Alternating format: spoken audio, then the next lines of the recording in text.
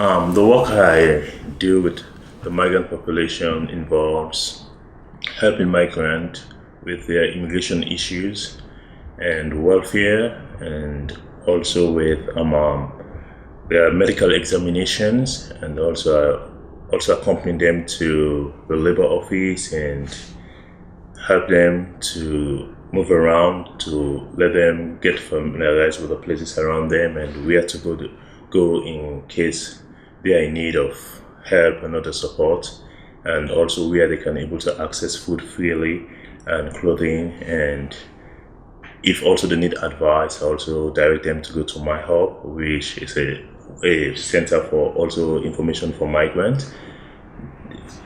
That is what I actually am doing with them, and most of the time I usually accompany them to the immigration, because sometimes they find it difficult to fill their form because some of them cannot read and write. So I have to help them to fill out their forms, and from there then I usually accompany them also to the welfare office, and most of the time the welfare office usually call me to help out with asylum seekers and refugees and migrants coming in, and with helping them to find accommodations and negotiate house contract for them, and helping them in different ways. So it's really a good, I'll say, gesture for me.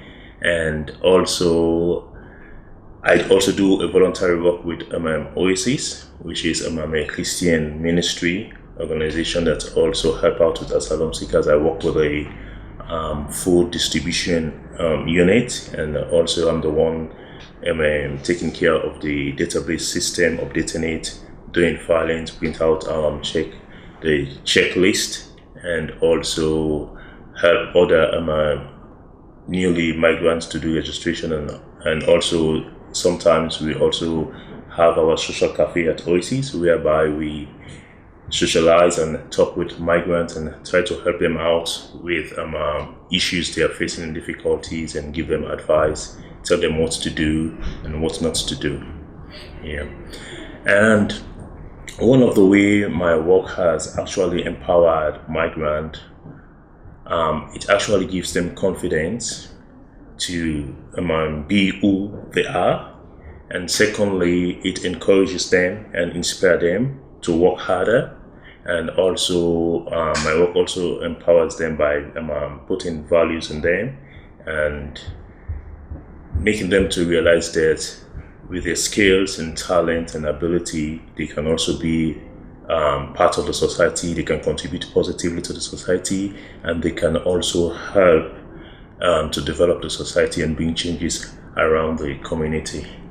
The challenges I'm actually facing, they are with landlords. Like some of the landlords, they are reluctant to rent out their properties to migrants, and it's difficult to negotiate with them. But I always try to persevere, try to talk to them, to explain our plight, our situations, so that we can able to have accommodation from them. They can able to rent their properties out to us, and by doing that, also it's difficult to negotiate the house contract, because some of the conditions they place on the house contract doesn't favor the migrants. So we have to edit them and try to talk with them like, okay, we can go by this. This one is a bit difficult for us, and some of them are reasonable, and some of them are very difficult to deal with. Then after we are able to secure the house contract, I have to take the house contract to the welfare office, to the welfare officer Neophytos Stingers, who is a very good man, kind man, and he's also helpful to asylum seekers. I will take the contract to them, then he will call the landlord and to confirm that every month the welfare will be responsible to be paying the monthly rent for the migrants or asylum seekers or refugees who are occupying these properties.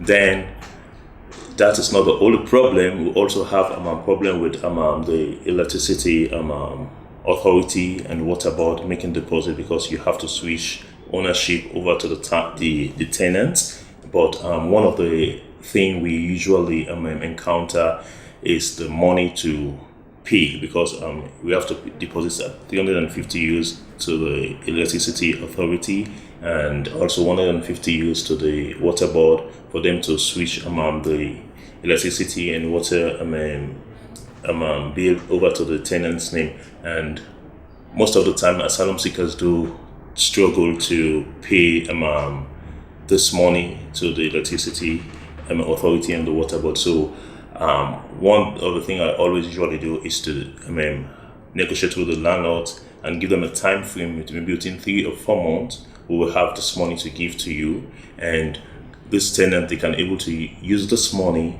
The landlord can able to use this money to go to the water board and pay and switch the bills over to the tenant's name. And some of them usually accept. Some of them will say, okay, we're going to accept, but we're going to give a condition. And some of the conditions, they will give us that every month, or whenever you pay the bills, you bring a copy of the bills to them to see, so that they can have a copy, so that to ensure that the tenants are paying their bills. And also, we usually face difficulties with the labor office with jobs, because some of the labor, the migrants will go there after 6 months to have their labor cards and everything. Sometimes they'll send about 3, 4, 5 migrants to one particular job, and for them to have their labor card to go to welfare is a bit of pull and push. So I usually go there to talk to Mr. Minas, and sometimes we can able to resolve things peacefully and amicably, and we're able to forge ahead and able to help others who are in need of help. Yeah.